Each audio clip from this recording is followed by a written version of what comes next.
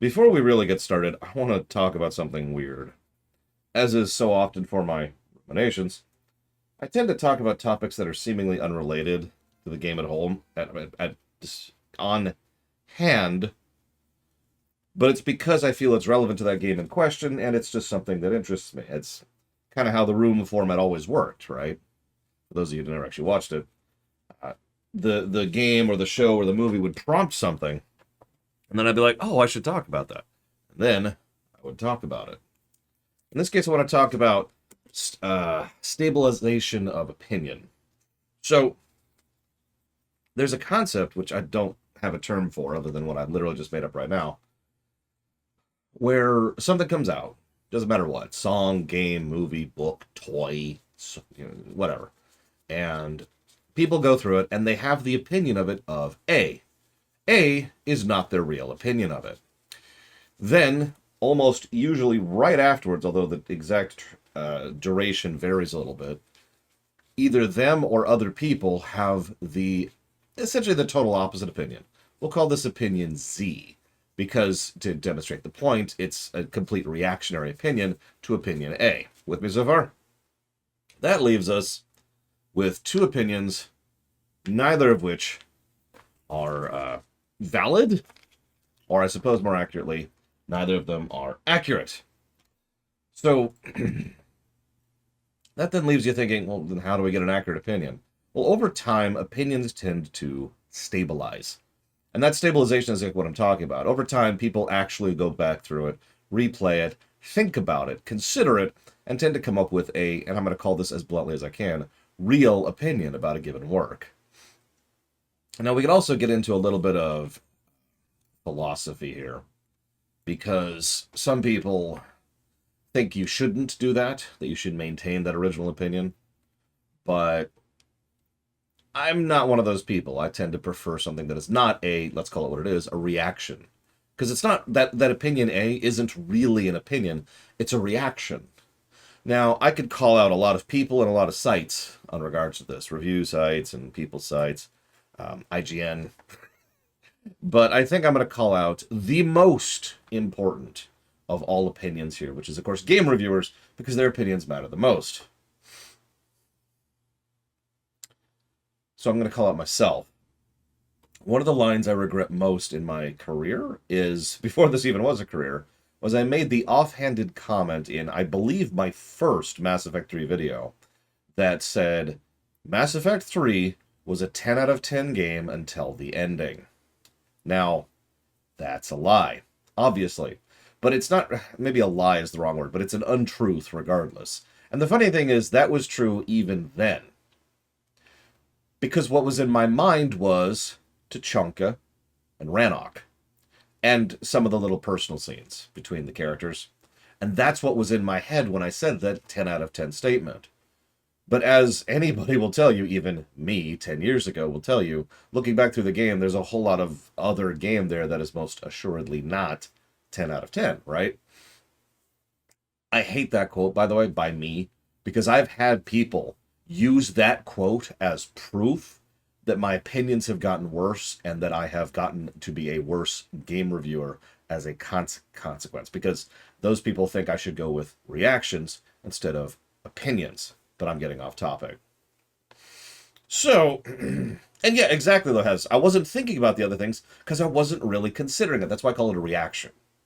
Now, we all do this to some extent or another. We all have reactions. I mean, how many of you remember when episode 1 was beloved? When Phantom Menace came out, it wasn't just a smash hit, it was a creative hit. However, that's opinion A, by the way.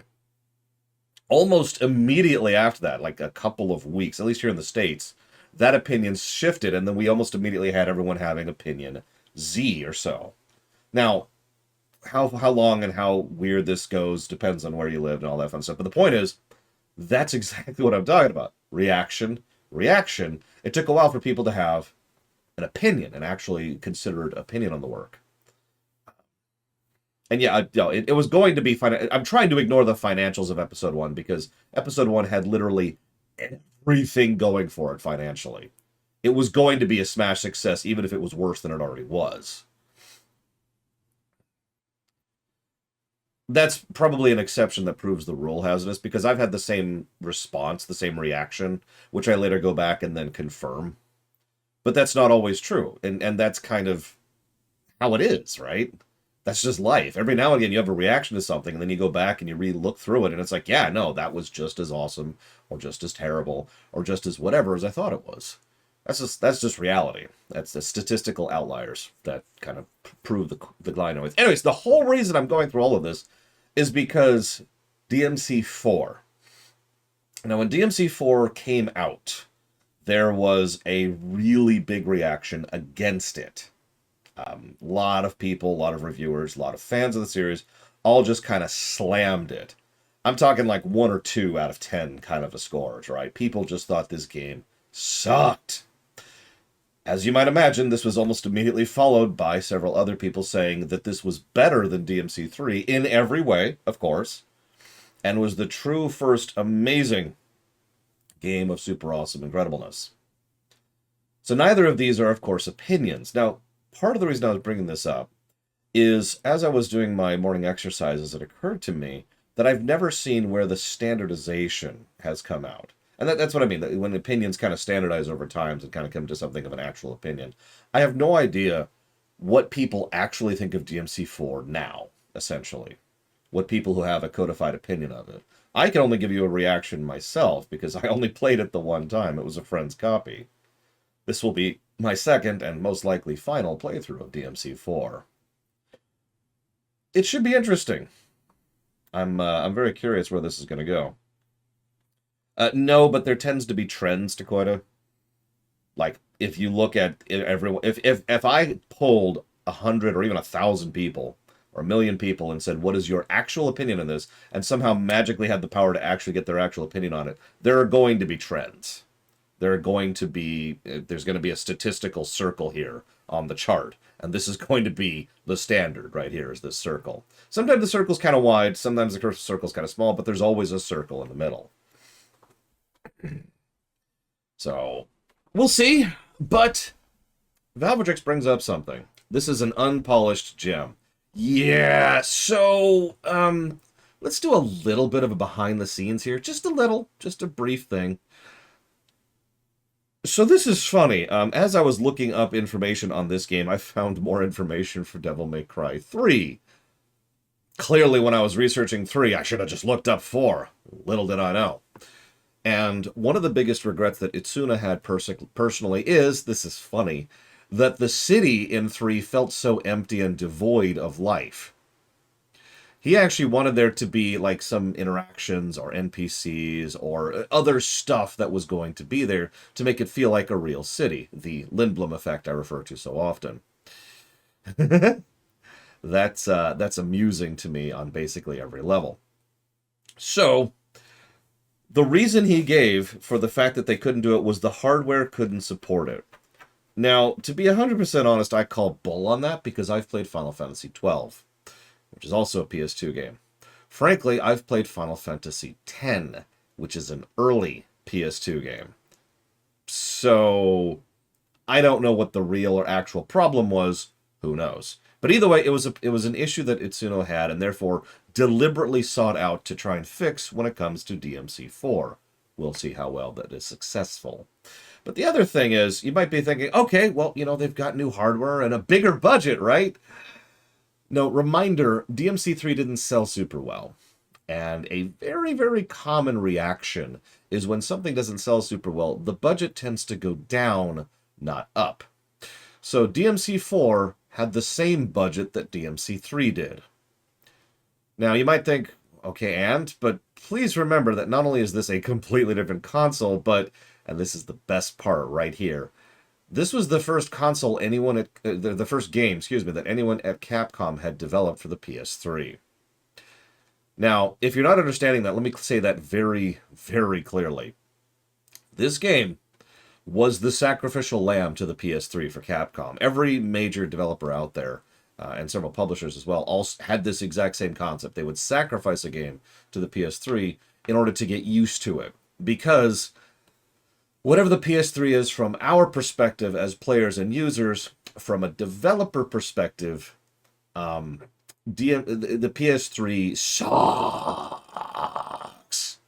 It's one of the worst infrastructures and code, just architecture that exists. It's one of the worst consoles to design for. The only one I've ever heard anything be said worse about is the freaking Saturn. So, yeah.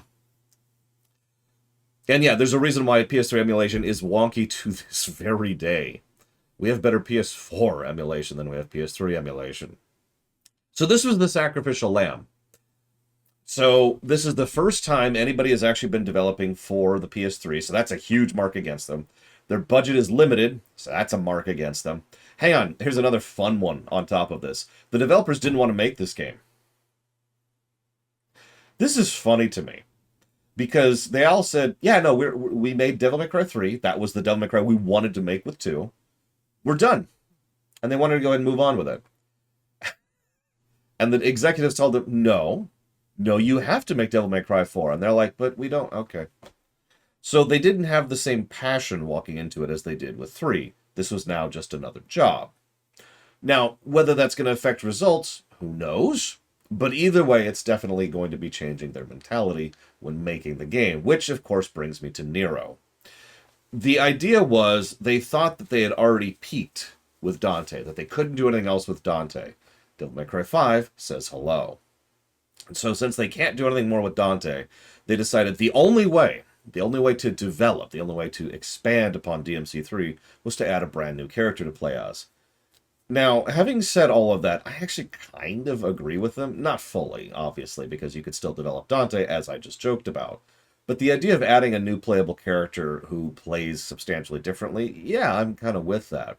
It's the kind of thing I would probably have done in the same boat. It's like, well, okay, I want to do something creative with this. Why not make someone new? And thus we have Nero. Now, you're probably thinking, okay, so what's with the Nero and Kyrie thing? So they brought in a brand new writer who had never written for the series before. Now, I think this is both good and bad, because on the good side, you'll notice we get... we'll show this as we go through, but there's more world building, and there's more fleshing out and setting. It feels a little bit more like an actual place, rather than just a video game, a distinction I made back during Spyro 3, I think it was. So that's cool. I actually like the fact that they have fleshed out the setting more, to the point where it feels like an actual place. But the plot is literally go rescue the damsel in distress. Now, what's funny about this is that was not only done on purpose, but they were specifically citing Mario as an inspiration for making the plot.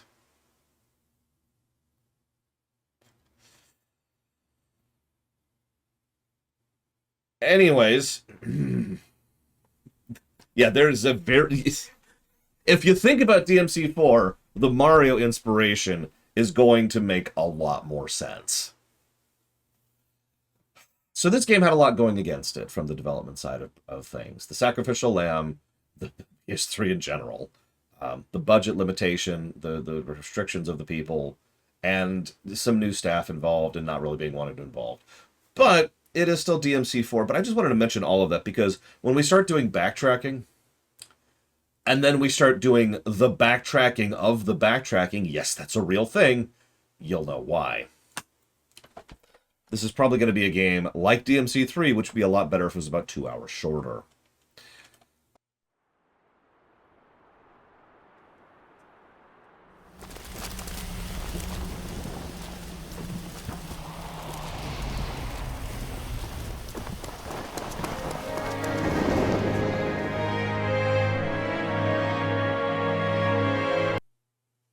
It's not OBS, it's the game. Yeah, let's turn off variable frame rate because it appears to be the only thing. So let's cap it at 60. See if that helps. That's actually the option I was looking for.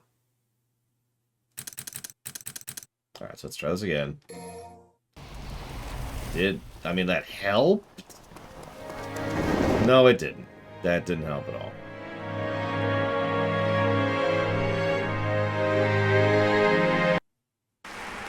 Hang on. Game's fine, just cutscenes are bad.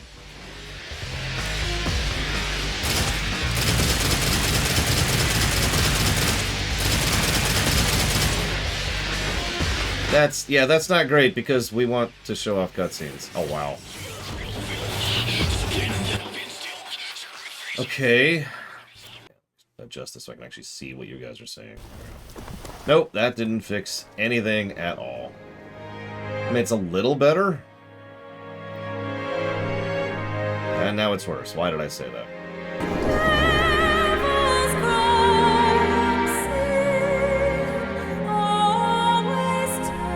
It also, so the intro also establishes several other things. Sorry about that. So, as I already mentioned, Sparta Cult. Again, technically this is our second Sparta Cult that we've seen so far, but it's a much more well-realized Sparta Cult than the Guardians, I think is what they were called, back in DMC2. And it's also way more of a cult. They've actually got a church and organs and dumb, slow, boring, terrible prayers. So, yeah, no, all of that tracks completely. Thank you, Trihexia. I will put that down for the Winx Club. We'll know when he starts running.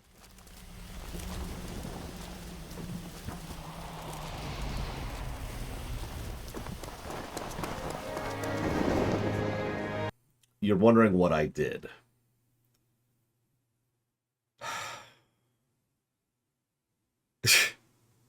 So the exe file, if you fire it up, okay, let's talk about this. So I switched versions. We are now playing the special edition, which I just bought about 3 minutes ago, or however long it's been, as opposed to the original edition, which is what I owned and have owned for quite some time, on the assumption that the special edition would actually help with a few things.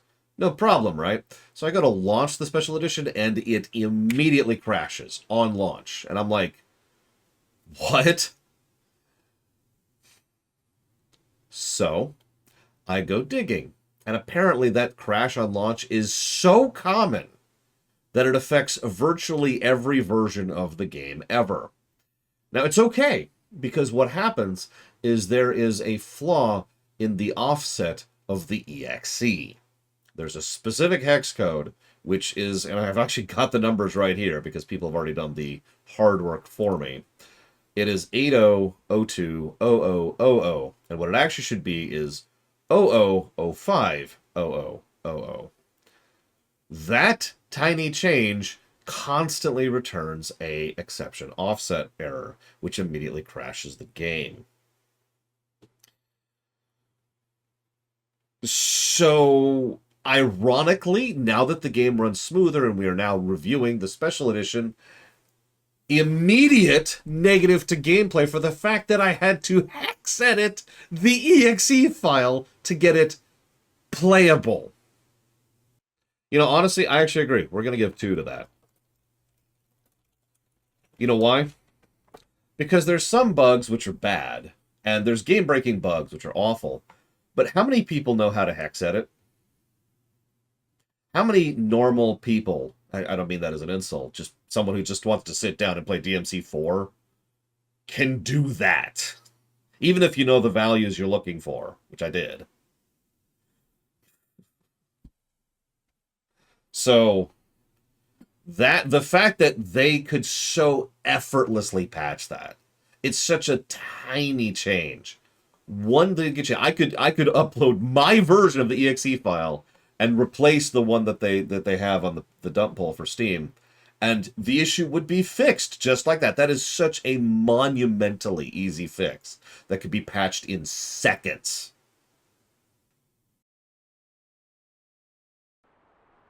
So, naturally, put the controller down so I can talk through this.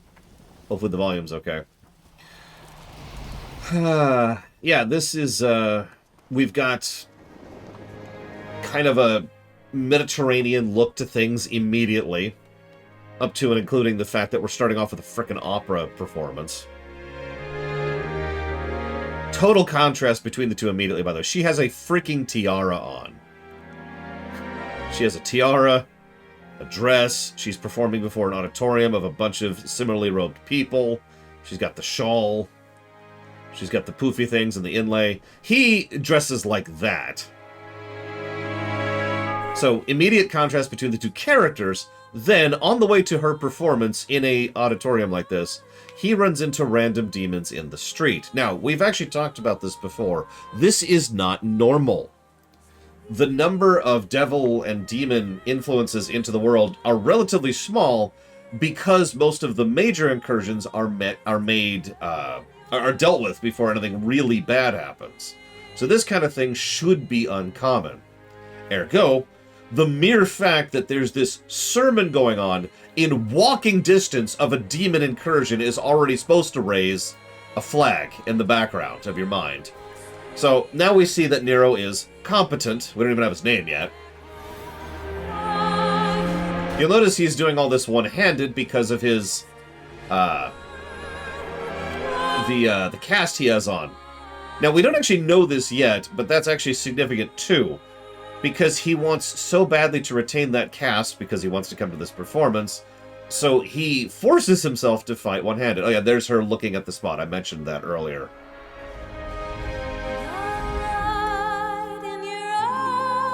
And yeah, thank you, Takoda, for pointing that out. I should mention that these are mannequins. Now, if you don't know what a mannequin is, because we've talked about this in DMC 1 and 3, mannequins are golems that have been inhabited by a demonic spirit, which means someone had to build these things, and then a demon had to inhabit it.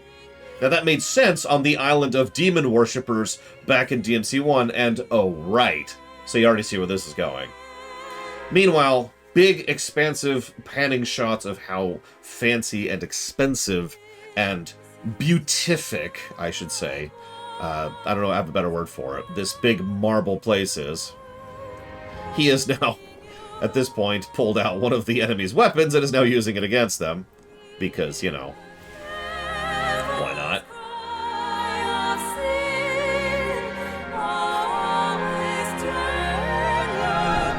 It's actually nice. I actually like discussing this as we show it.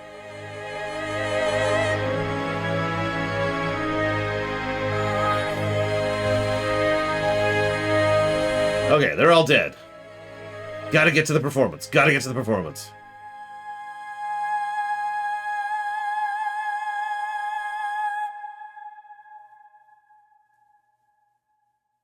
No applause, because...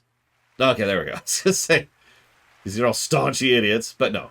Hey! And notice the relief, immediate. And he is, of course, still gasping for breath, but he's trying to play it off, you know. Again, I love the showing, not telling here. So I said this in the off-camera thing. We're going ahead and boosting this to 3 positives. This is actually a really good intro. We're not done yet. And yes, very obvious relevance to Mundus there with the statue of Sparta. Also remember that for later. And yes, Sparta. So yeah, now that we've got most of that visual storytelling out, we get a little bit of dry exposition. Now, there's a lot of ways to try and shove dry exposition down the throat of your players. You'll notice that the initial bit of him talking here is almost universally just the same speech every DMC game is given about the Legend of Sparta. However, this time they bothered to do something with it. They did it in 3, too, in the interest of fairness. So first of all, they show Nero being fidgety, and you can tell, you can't hear it under my voice, but you can tell he's got music going on in his headphones. Meanwhile, Credo, who obviously has a lot more, shall we say, doctrine approaching, is the guy over there who's looking over in disapproval, and Nero's just kind of whatever. There's the wonderful scene I mentioned about him, just like, no, it's trying to play it off and be cool. She's very happy, of course, that he got her something. He's trying to pretend that he doesn't care the fact that she's happy. This is wonderful. I love this scene. It's so cute.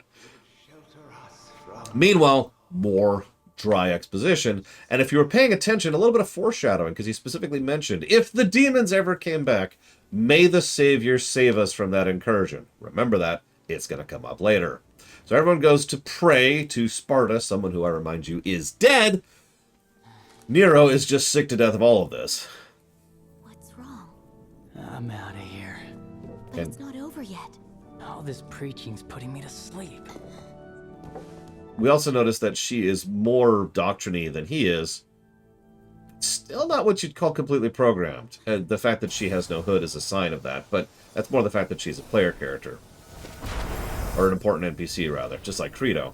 So then Dante shows up. Now, if you don't know who Dante is, this is just some dude. But if you know who Dante is, Well, that's interesting, especially since Dante doesn't talk here.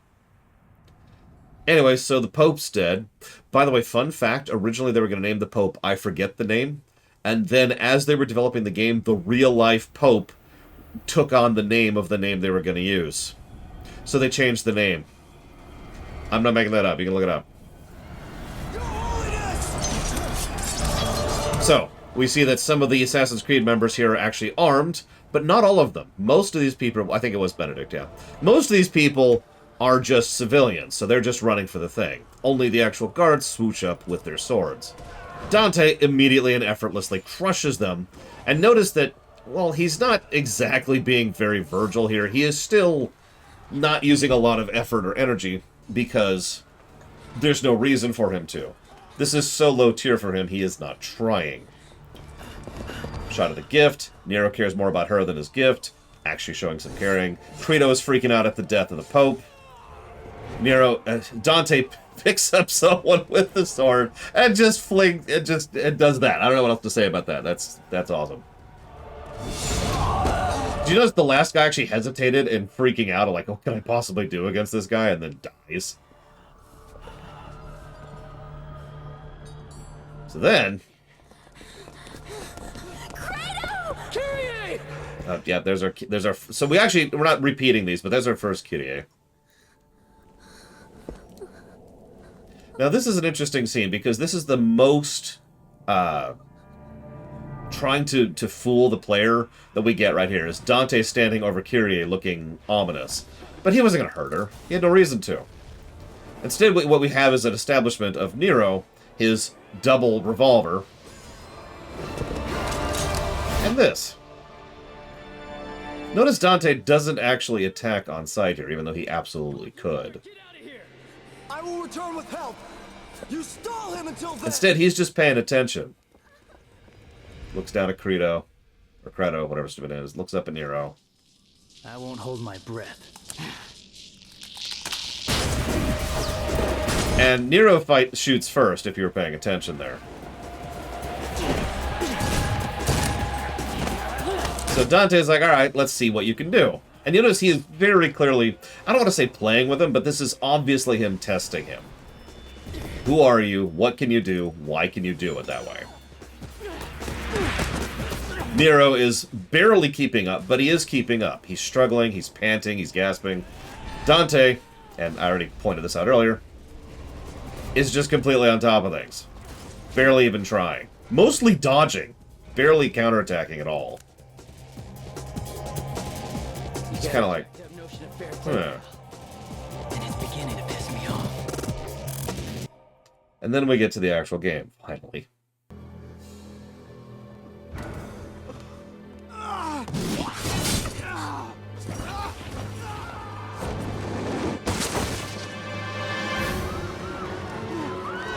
Oh my god, it's people!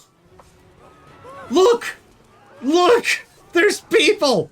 There's people! Oh, you're not going to see me use the revolver much, by the way. I'm just going to give that away right now. It's a revolver. Got a good sound to it, though. I do like the bassiness of it. I mean, I'm not going to lie, Kay. If I could type on a typewriter that sounded like this, I might actually enjoy writing a bit more.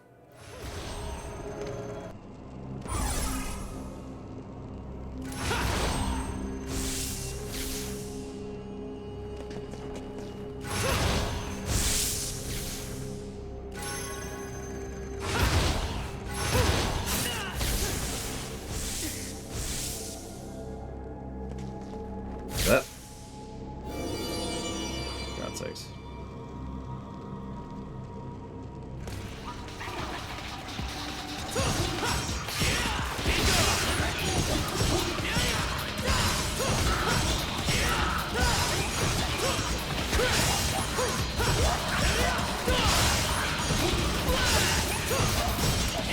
Not even interesting fights. Because he can juggle them. Wow. I hate being right sometimes. So rather than try to time anything, I just had to mash. And that fixed it.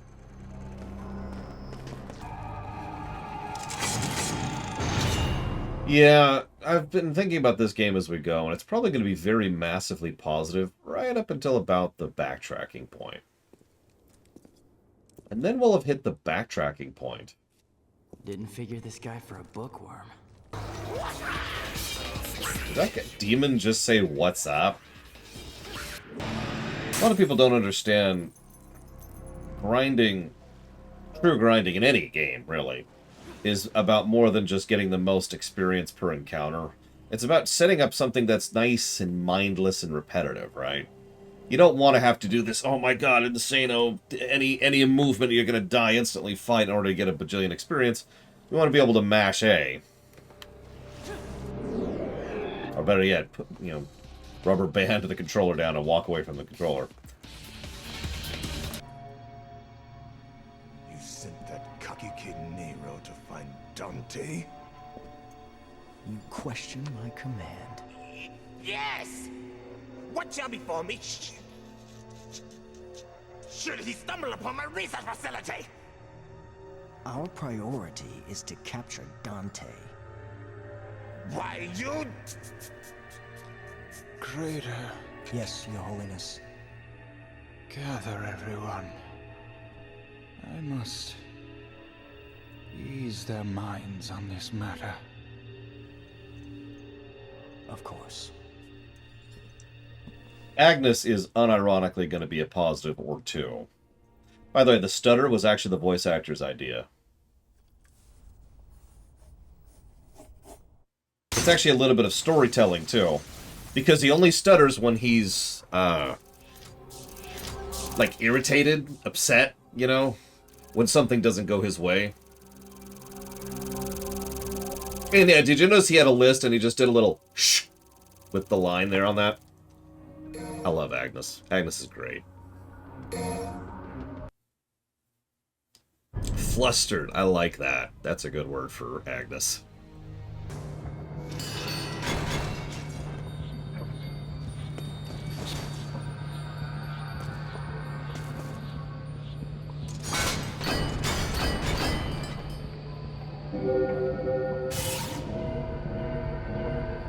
I mean, have you ever seen my dice rolls, Kay? Because they are legendarily bad.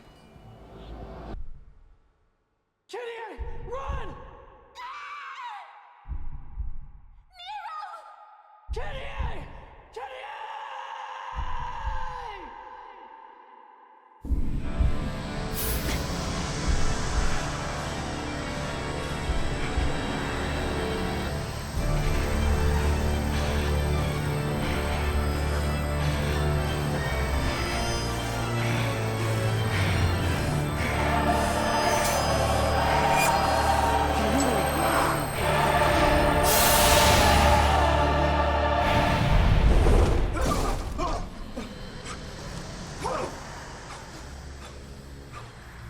Most obvious of the insect demons.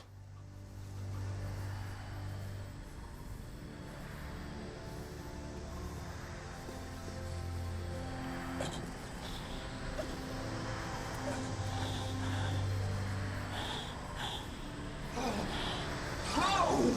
Not even I could succeed in restoring it! My heart changed. What is it?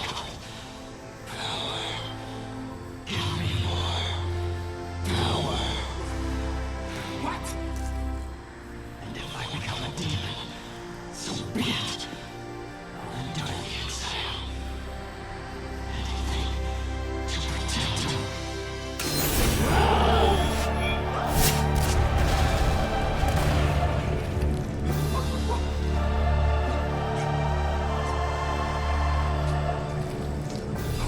This is preposterous! Preposterous!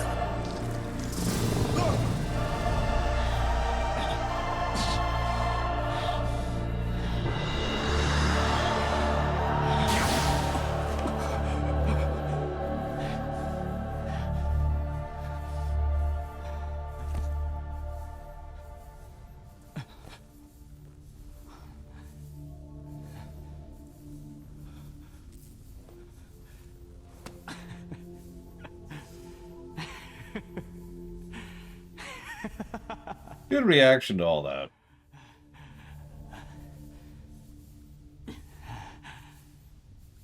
I should get back to headquarters. If what Agnus said is true, Kratos must have known something.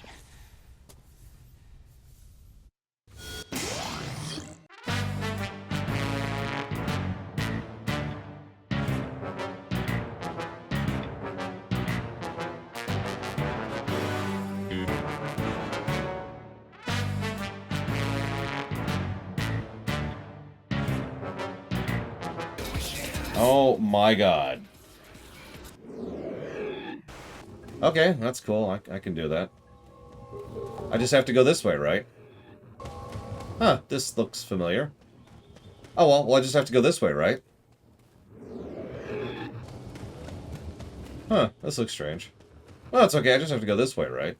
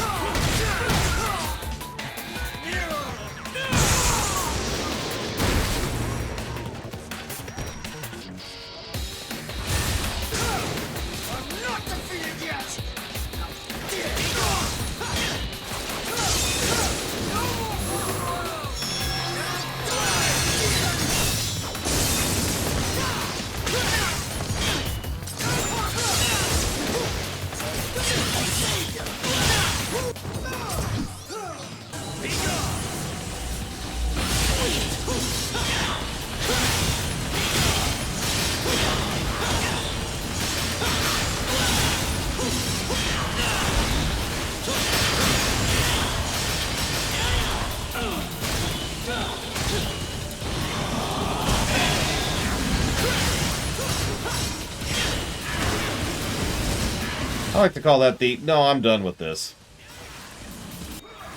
A small bit of characterization for Agnus there. Agnus, whatever his stupid name is. You remember how the last time we fought him, we were primarily fighting his little sword demons? Those are each individual demons that he is bound to his will. Relevance? The weapon he wields is one of those things. He's wielding a person, okay, a demon, but still, as his tool. Like, it kind of speaks for itself. See, so, to clarify on that, because obviously the damsel in distress is something many people, including I, have pushed back against, but it's possible to do that and use it to make sense. Obviously this is a high-tier setting, but there's plenty of ways to make this work in a lot of other settings, too. Final Fantasy VIII came very close to making this work with Rinoa, for example.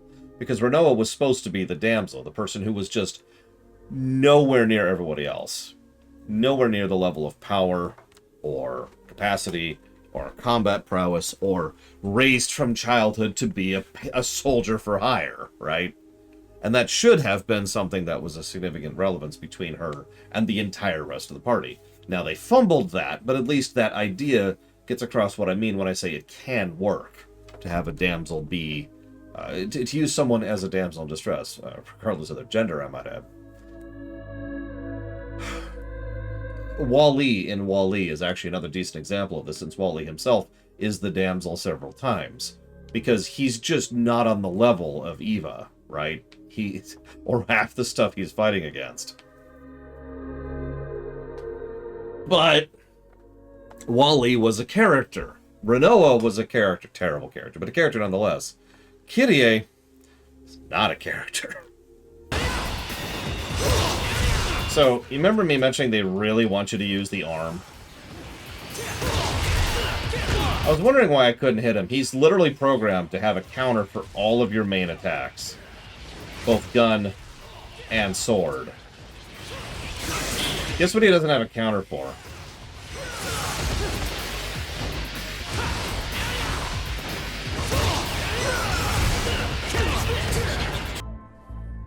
Well, if the kid screws up, then I'll just have to kick his ass. A minor point. She hasn't aged because she's a demon. Dante has aged because he's half demon. A very minor point, but putting them next to each other like that is a good way to do that.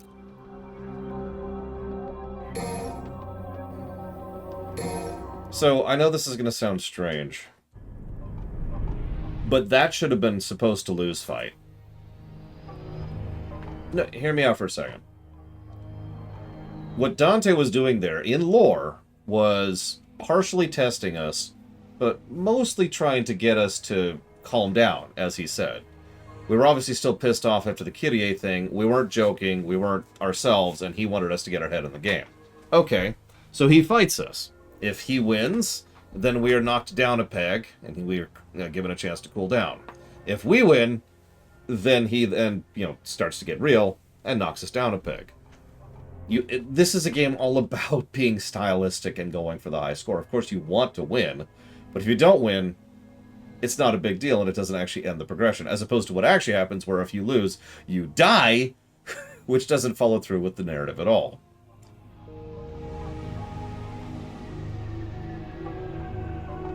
It's like trying to clean that stupid beach at the frickin' hotel, and then you die when you fail. Oh, that's another thing. Maybe if you lose, the game gives you the option. Do you want to try to win that fight? Like, maybe even just a message. You don't have to, but if you want to win this fight, would you like to have another go at it? So here's the inspiration for Bayonetta. I'm just going to say that as bluntly as I possibly can. Is it not your wish to become one with her? Within the Savior, your mortal bodies will combine. That's not... melting into one to manifest and create his core. Are you... Thing of utter and pure beauty. Gross.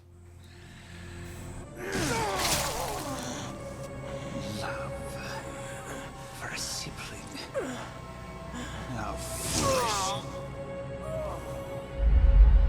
Why would you love a sibling? That's just insanity. All that is needed is absolute power. Oh, there you are. Jesus, dude.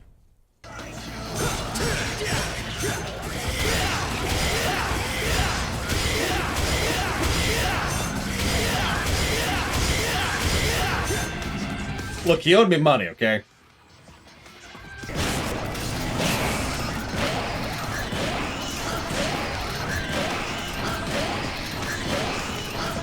Yeah, it's about how I feel about these enemies. I was firing up the game this morning, getting set up and ready to go. And remember, we're specifically reviewing the special edition of the game. As I've said so many times, the exact edition of a game that we're reviewing is important. It's relevant, because it can change things. Sometimes it only changes a single point in one direction or another, but it does change the pluses and the minuses, right? Now, sometimes this is obvious stuff. And sometimes it's not. For example, when I fired up the game this morning, I see this. That's a little larger than I wanted it to be, but that's okay. Okay, let's make that so you can see that a little bit better. There you go. Check it out. Would you like to buy in-game currency? How would you like to buy in-game health? How would you like to buy in-game levels? Oh, or just unlocks. Yeah, these are straight up paid cheats.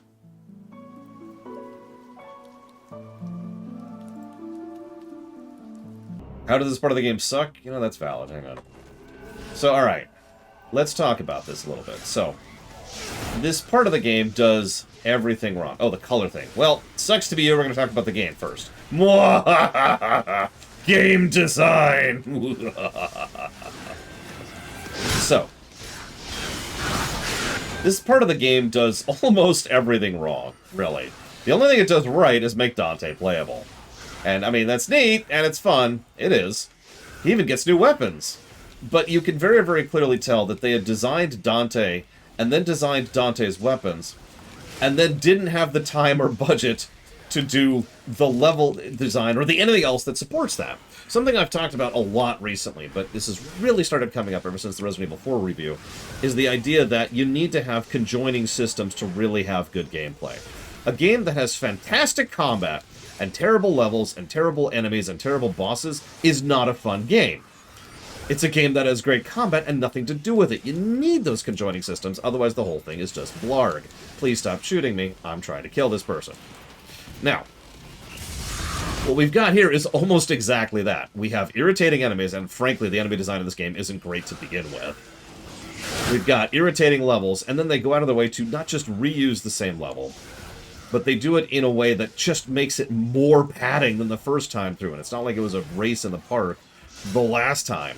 Yes, a race in a park. If you haven't raced in a park, I strongly recommend you try it sometime.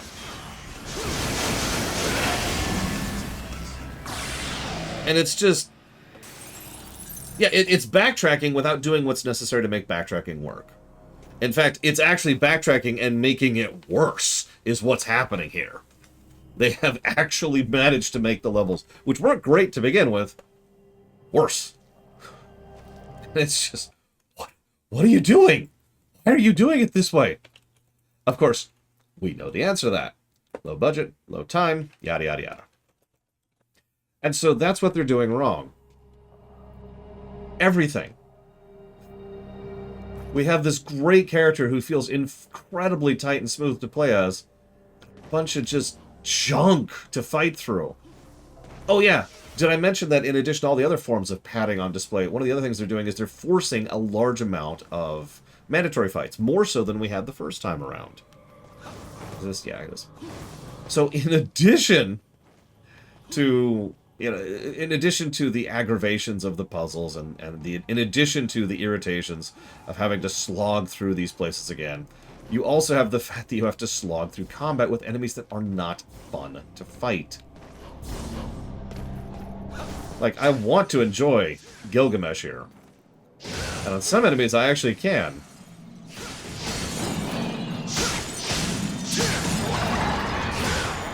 Hell, even the enemies that they've been throwing at us are just the irritating kind, as opposed to actually challenging.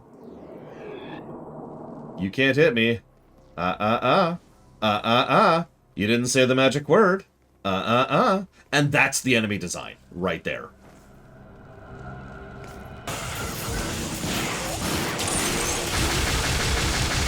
Okay.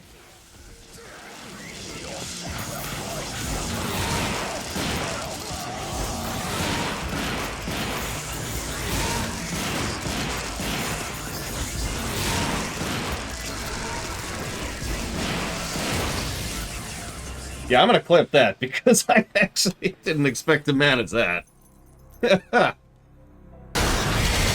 Really make the point clear here.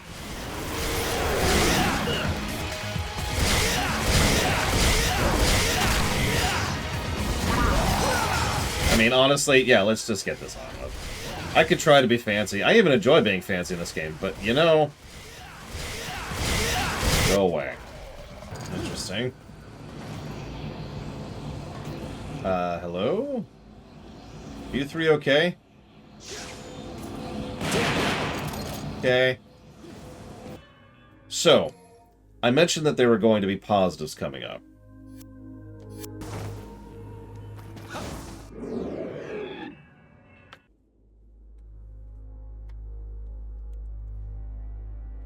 It was my assumption that those demons would prove far inferior in the face of your tactics. You summon and kill. Summon and kill. I fail to see the logic here. Said it.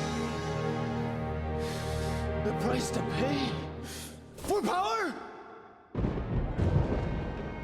Humans. They are but stubborn and foolish. It takes a journey to hell for them to accept and praise their god. A fact that tickles Irony's judgment.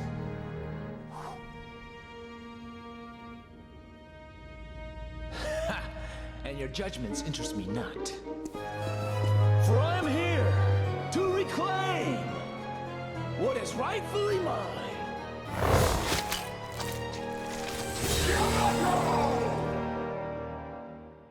That is what you seek. And that is why I wait in your power! You will fumble in opposition of my quest. Though I encourage for an opportunity to battle a being of such grand delusion as you is a sweet pleasure. So that was awesome. What I love best about that is that Agnus really is that much of a loser. Loser's the wrong word. Sorry. He really is that much of a geek that he is just legitimately into it. No irony, no nothing. He is unashamedly just, yeah! And Dante is going along with it, mostly to mock him, but also because Dante is also just as much of a geek about the presentation and the dramatics. So the two of them just play off each other beautifully. Yeah, he finally has someone to play off of who is unabashedly just going with it. And he loves it.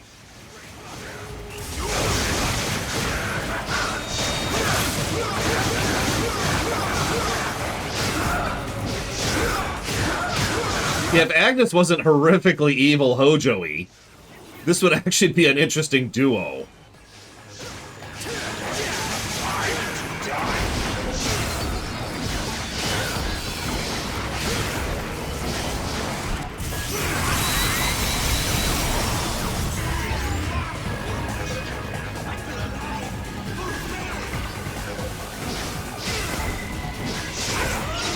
I don't have the monocle anymore, Hazardous. I had to get rid of it a while ago. Yeah, everybody else, including Nero, would look at this and just be like, oh, God. Whoops, wrong button. There it is. No, jeez, I'm not doing it all. Do I have a healing item? No, I still do not. Okay, we're gonna burn that.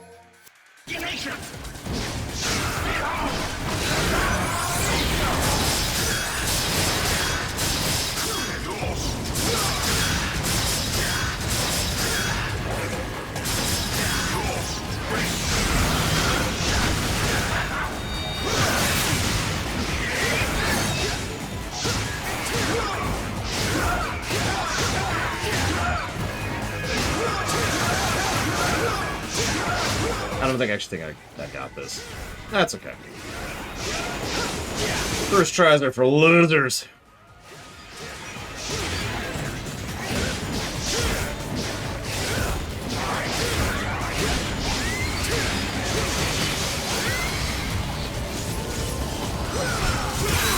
Oh, yep. Couldn't switch in time. That's okay. Screw it.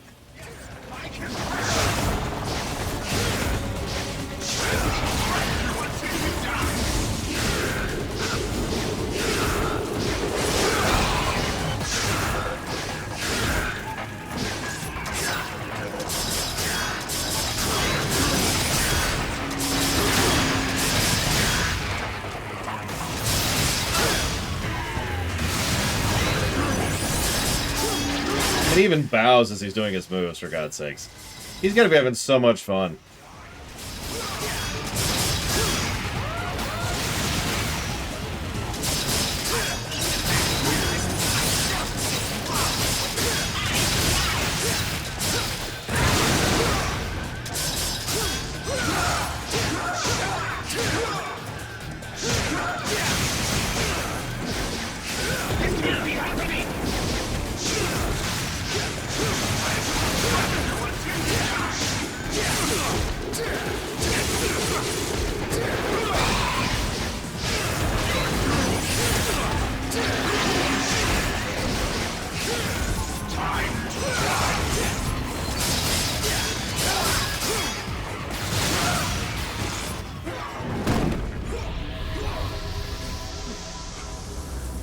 How can there be such a difference between us?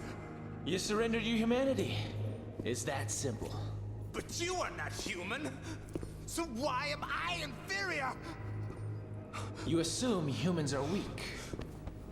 Okay, yeah, their bodies lack the physical ability. Immediately pulls out his notes. But humans possess something that demons don't. What? What is it the demons lack? Please, for the sake of my research, please tell me. No, no, no, no, no, no, no, no, no, no, no, no, no. If you're gonna continue your research in the next world, No, no, no, no. do your homework first.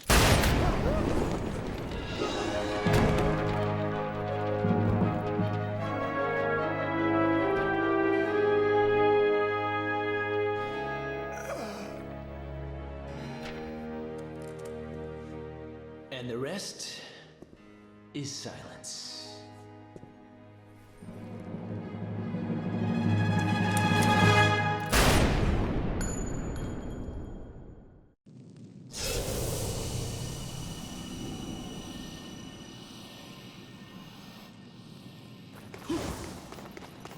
I hope you enjoyed that. It's arguably one of the better moments of the entire game, both gameplay and story-wise.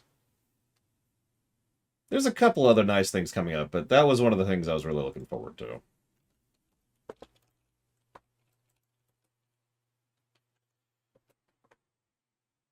I mean, he deserved to die. He was horrifically evil. Although, honestly, personally, in an unusual twist, I think Sanctus is actually more evil than him, personally. Agnus is a geek and a psychopath, but Sanctus?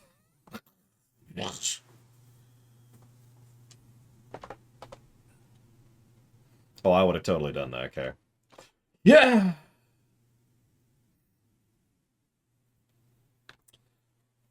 Holster it. Walks away.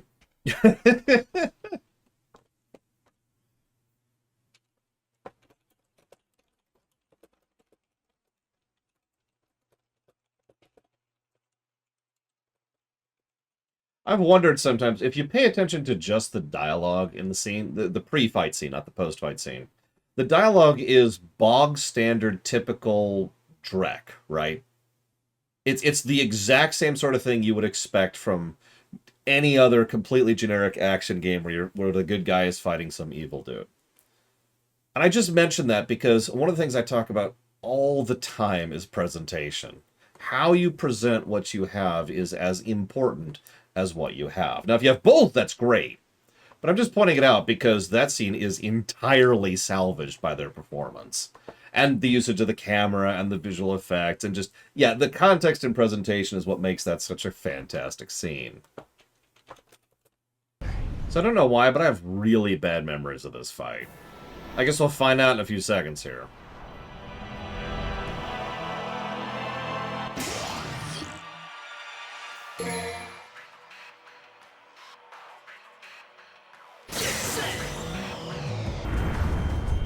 Howdy! I'm Flowey. Flowey the flower.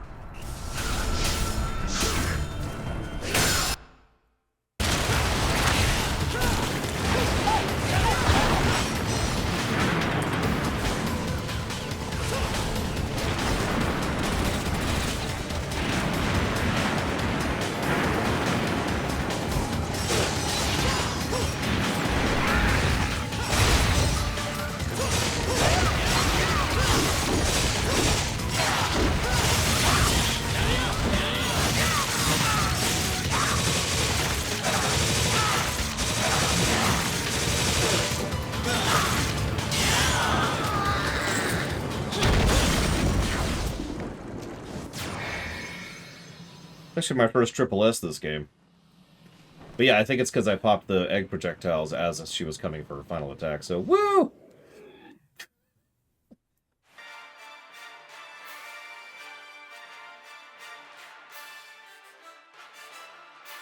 In a game focused on melee combat, you have an enemy that constantly backs away very quickly, much quicker than you can, and can teleport away, while having ads that get in the way of the targeting, which constantly respawn.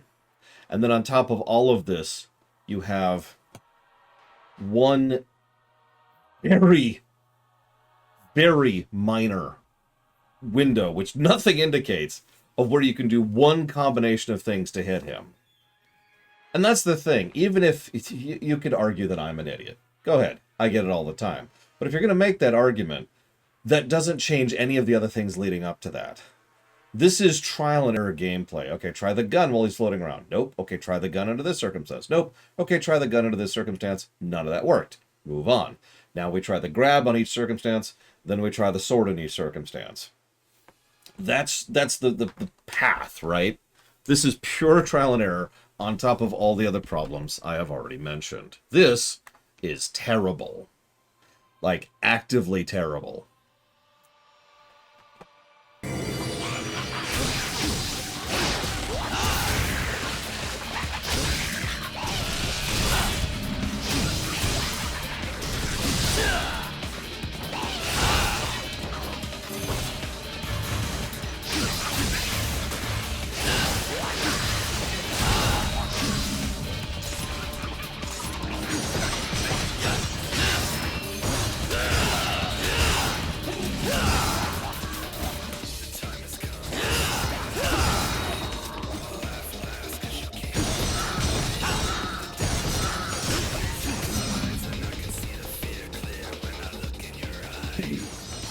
Talking this out a little bit, I feel like Virgil is only 1+ to gameplay.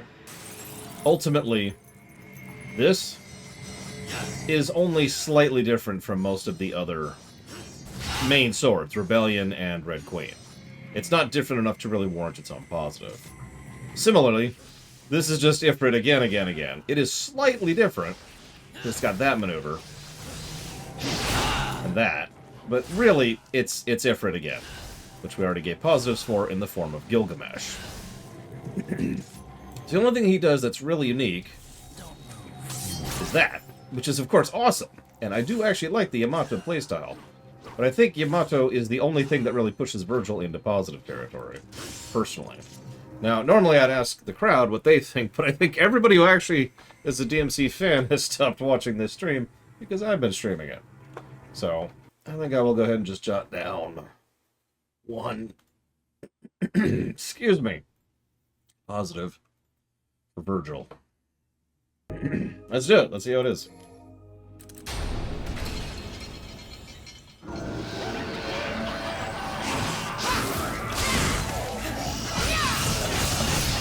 Interesting.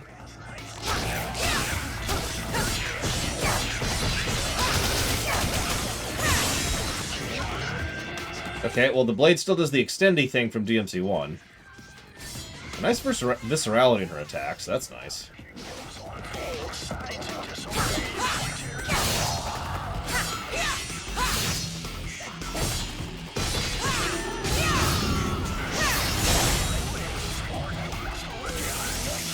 She's got the same Ifrit thing going on, but her range is even shorter. What am I... Her range is really short. She keeps the electric thing from 1, so that makes sense.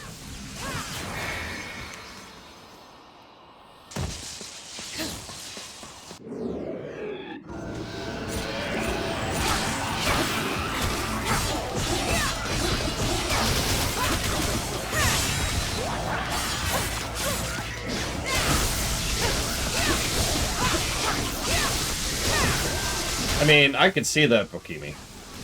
First of all, because Blitz is a, well, you know, a B. But second of all, you know, lightning.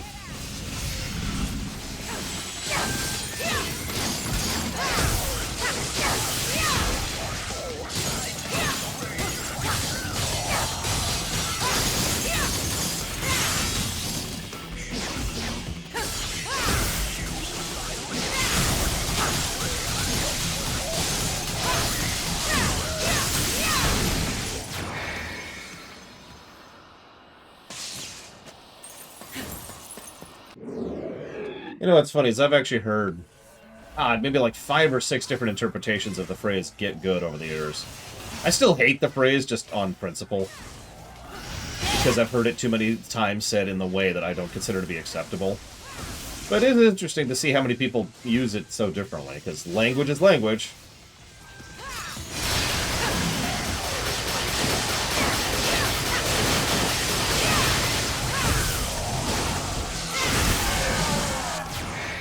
I think that speaks for itself. I'm actually going to give Trish 2 positives.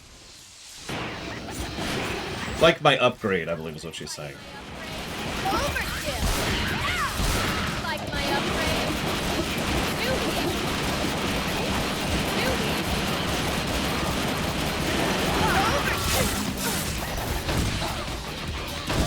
Notice her double jump is literally her shooting down with her rocket launcher. No, I was actually expecting her to be much worse than this.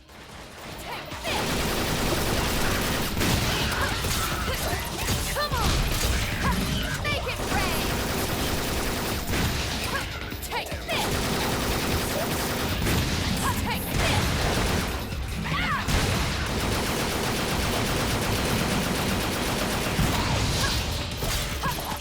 Good! Make it Okay, can we make Slinger play like this? Because this is actually pretty fun. A little audio spammy. Take this! Take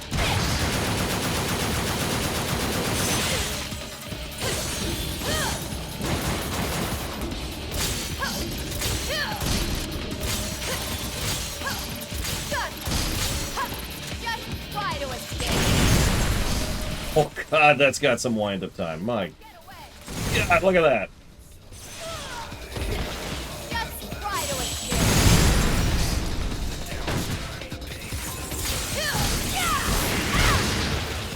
Yeah, can we just change Gunslinger retroactively to be this? Holy crap.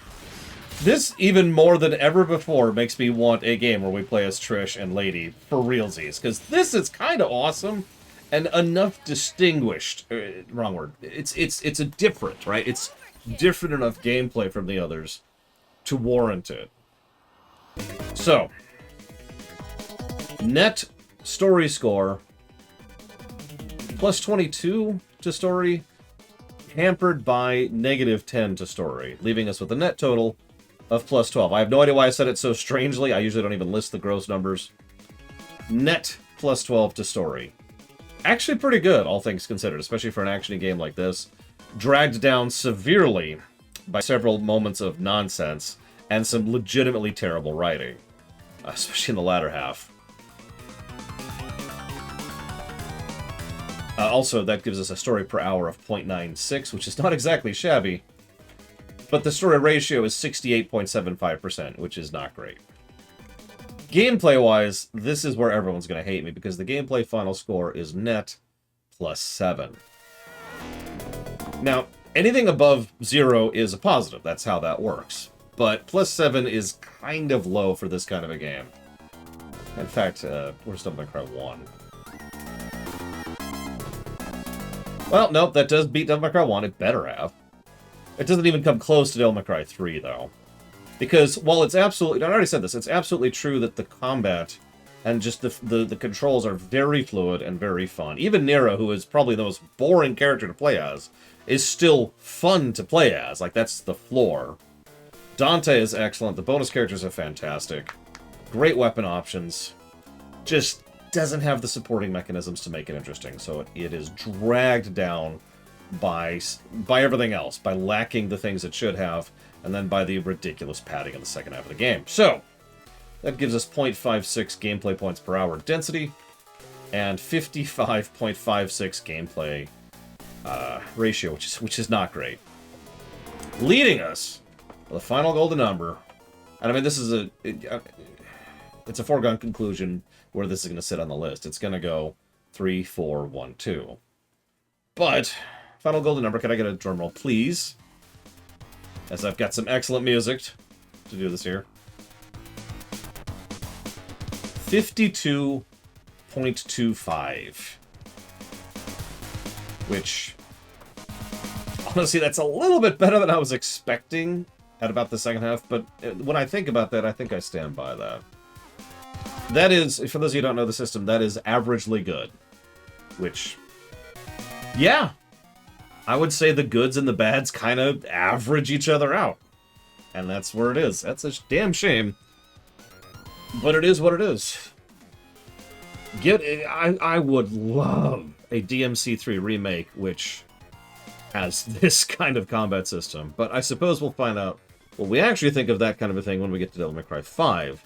Which I think based on how awful today has kind of been, between the dentist appointment and the people working on the roof, which I didn't even tell you about, I'm gonna go ahead and try to get some work done, and we'll start Devil May Cry 5 tomorrow fresh. Cool? So, I hope to see you tomorrow at 10 a.m. Eastern Standard Time for Devil May Cry 5.